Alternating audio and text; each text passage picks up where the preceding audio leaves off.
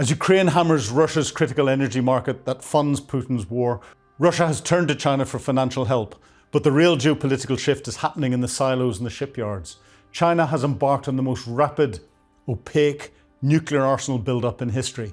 This isn't just a numbers game, it's a new strategic goal. For decades, Beijing maintained a doctrine of minimum deterrence, a small, survivable arsenal only large enough to retaliate after a first strike.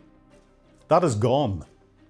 China has developed its nuclear arsenal program at an extraordinary rate, the most rapid build-up in nuclear history. It's on track to have over 1,000 nuclear warheads by 2030. President Xi is building a comprehensive nuclear triad, land, sea, and air, that can hold the US mainland and all of American bases in the Asia Pacific, including Guam, within its range.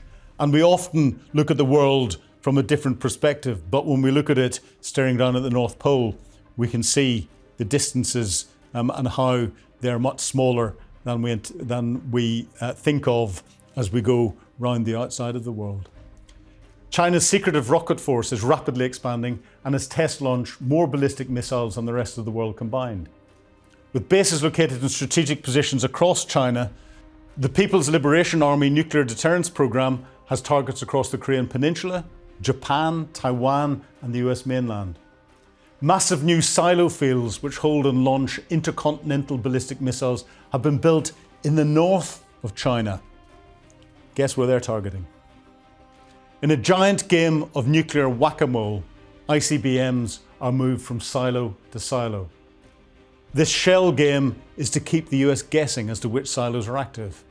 Crucial information when deciding a preemptive or a retaliatory strike. So why is this important? The simplest answer is Taiwan.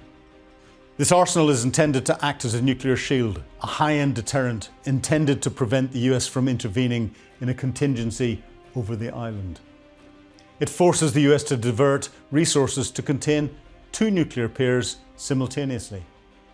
China's nuclear rise erodes the confidence of key US allies like Japan and South Korea, and it is a true long game shift in global power. But this military competition is only one half of the equation. Simultaneously, the US, under President Trump, is waging an economic war in China, eroding its power with tariffs and targeting the heart of China's strength, global trade. And look at the consequences for Moscow. As Putin aligns closer to China, its own superpower status is being visibly reduced, both economically and militarily.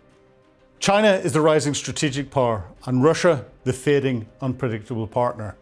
They were never good bedfellows. The history between China and Russia is not one of them coming together and working together.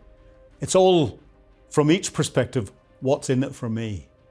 China's pursuit of nuclear strength is fundamentally altering the strategic balance that has kept peace for decades. We're now in a three-way standoff, and the balance of terror has never been so complicated.